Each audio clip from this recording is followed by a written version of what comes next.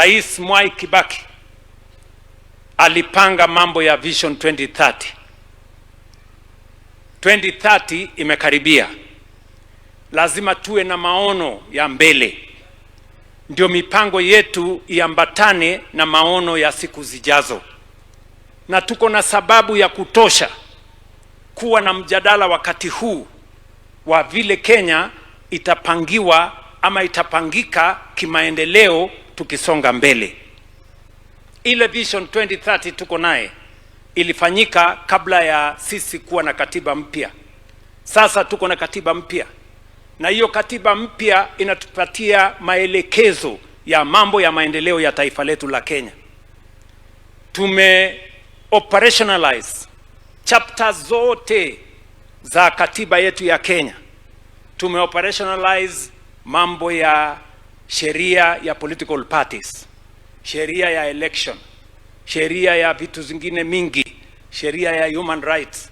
Sasa imefika wakati to operationalize chapter ya maendeleo ya taifa letu la Kenya.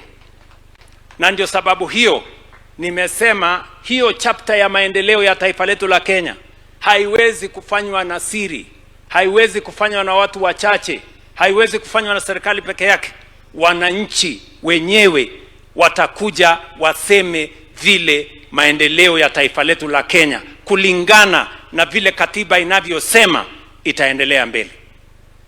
And I want to encourage all of us as leaders, as citizens, different sectors, different Kenyans. It is time as a nation that we sit together and agree on where Kenya must be in this generation. Hapo nyuma wengi walifanya maendeleo yao wakatoka katika umaskini wakaenda kwenye utajiri kwa sababu ya kupanga mambo yao. Sisi hatuwezi kukaa kama nchi ambayo watu wengi bado wanaishi kwa umaskini.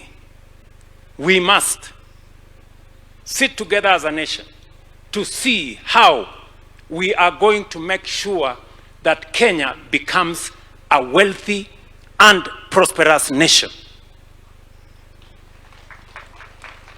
Kuna watu wanafikiria ya kwamba kuna nchi zimeandikiwa kuwa nchi maskini. Kuna viongozi ambao wako na matatizo sana na mimi kwa sababu nimesema tujenge manyumba, tuondoe watu kwa slums. Kuna watu wanapiga makelele ati mbona rais anashughulika na kuandikisha wananchi kila mtu awe na bima ya afya, kwa sababu katika maono yao ama mawazo yao wanafikiria ya kwamba kuna Wakenya wameandikiwa wawe watu maskini. I want to say, for the avoidance of doubt, this country, the Constitution does not envisage a democratic and a poor nation. The Constitution envisages a democratic, wealthy, and prosperous nation. That is what the Constitution says. And so I am asking myself, why we cannot sit together? Why anybody has a problem with us sitting together as a nation? Are you against public participation? Are you against citizens coming together? Are you underestimating the power of citizens of Kenya coming together and discussing the wealth, the prosperity, the development, the future of our country?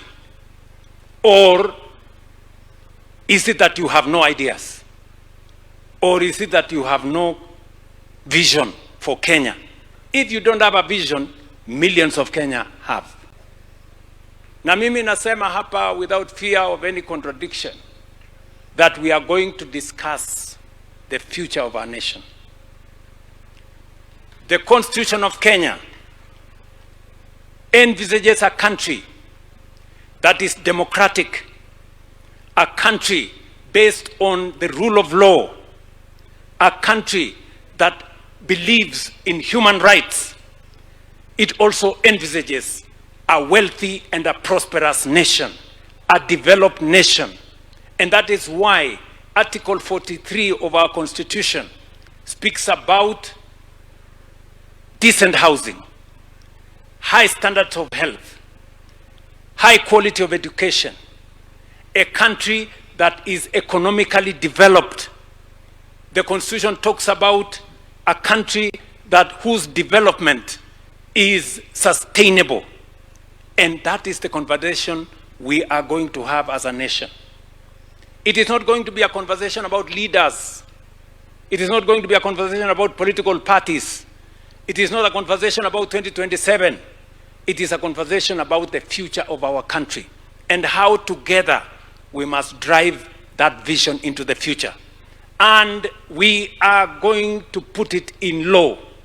Tutaweka ndani ya sheria kwamba Kenya itakuwa ni nchi ambayo itapangiwa maendeleo kisheria. Hatuwezi kuendelea na guesswork for a very long time. Na ndio mnaona watu wengine wanataka tuendelee tu hivi hivi. Wakati tumepanga mambo ya affordable housing, wanapinga. Affordable housing iko katika katiba ya Kenya. Wakati tunapanga mambo ya universal health coverage, iko ndani ya katiba, wengine wanapinga. Wakati tunapanga mambo ya elimu na kuhakikisha kwamba tuko na walimu ya kutosha na mambo yale mengine, wengine wanapinga, hawajui ya kwamba iko ndani ya katiba. Mimi nataka niwaeleze wa Kenya. Mimi niliamua ya kwamba hii Kenya tutawacha kuwa nchi underdeveloped. Tutawacha kuwa nchi maskini. Mimi natazamia, natarajia, napangia Kenya yenye iko na utajiri, Kenya yenye iko na chakula ya kutosha, ajira ya kutosha ya vijana wetu, na kuhakikisha kwamba hakuna sehemu ya Kenya inawachwa nyuma. Na vile wengine walifanya, sisi na Kenya, we can do it. We can do it together. We must do it together and we shall do it together. Nyinyi mko tayari katika hiyo safari? Mko tayari kwa hiyo safari? Ndio mimi nataka niwaambie viongozi wenzangu, msichelewe na matusi na ukabila na chuki. Hiyo mnachelewa. Kujeni tupange vile Kenya itakuwa nchi tajiri. That is the nation we must be proud of. Hakuna mtu anaweza kutuambia ati tuwe ni nchi ya demokrasia na tuendelee kuwa nchi maskini. The purpose of democracy, the purpose of the power to choose is so that we can choose wealth over poverty, is so that we can choose development over underdevelopment, is so that we can choose better roads, is so that we can choose better healthcare, is so that we can choose water, available water, and we can choose plants that gives us food in our country. That is the purpose, that is the power of democracy. That is the power of being able to choose. And that is what we must do. Ni kweli ama si kweli? Si kila mmoja wetu kwani nyinyi hamwezi kupanga vile hii Kenya inaweza kusonga mbele? Si nimesikia wananchi wengi hapa wanasema mnataka barabara ijengwe. Si mnasema mnataka health ikuwe sawa sawa. Si mmesema mnataka stima. That is vision. Lazima tuandike hiyo na tuweke sheria ya vile barabara itajengwa, sheria vile tutakuwa na stima na vile Kenya itasonga mbele.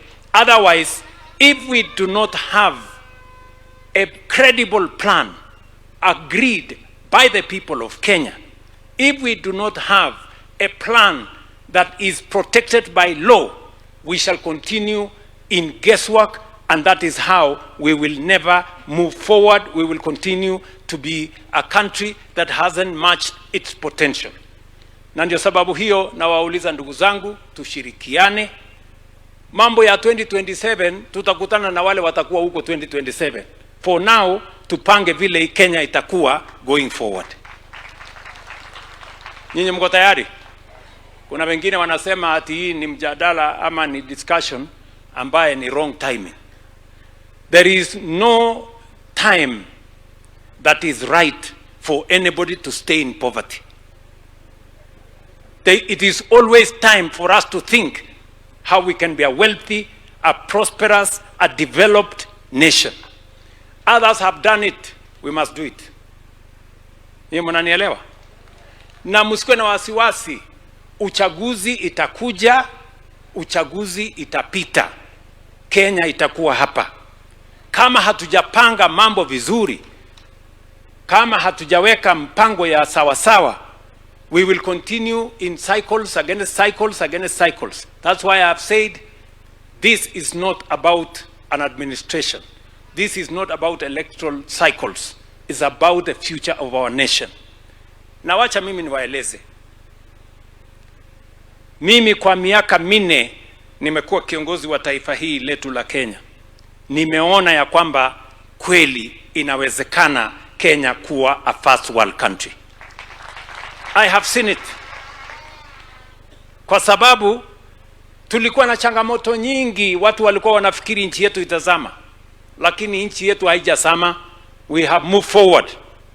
Watu walikuwa wanafikiria kwamba housing haitafanyika. Leo housing inaendelea kila sehemu ya Kenya. Masoko inajengwa kila sehemu ya Kenya. Hostels inajengwa kila sehemu ya Kenya. Wengine walikuwa wanafikiria ya kwamba mambo ya afya tumeongea miaka mingi haitawezekana. Leo watu milioni 32 wamejisajili ndani ya SHA. Pesa tumelipa 170 billion Kenya kwa mambo ya matibabu ya Wakenya. Leo ukienda kila sehemu ya Kenya utakuta mtu katika kijiji anasema nimelipiwa na SHA. Fulani amelipiwa na SHA. Fulani amelipiwa na SHA. Ni kweli ama si kweli?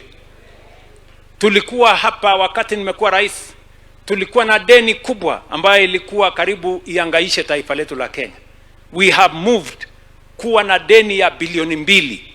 Leo katika National Infrastructure Fund tuko na pesa yetu, sio deni, bilioni $2.8 billion in cash in our coffers today.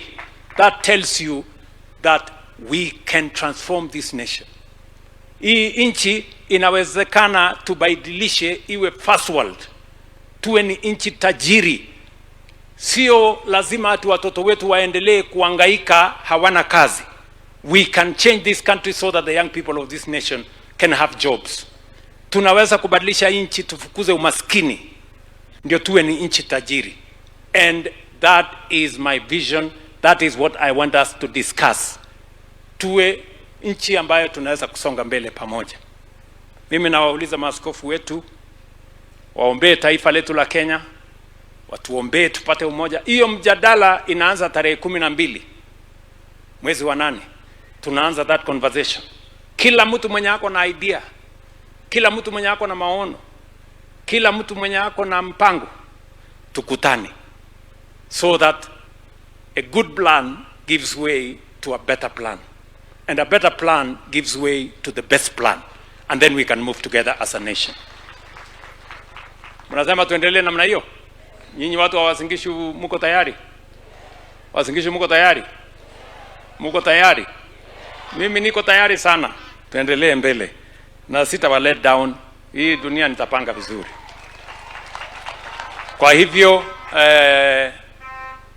sasa tulikuwa tumeitwa hapa kazi nyingine, karibu tusahau.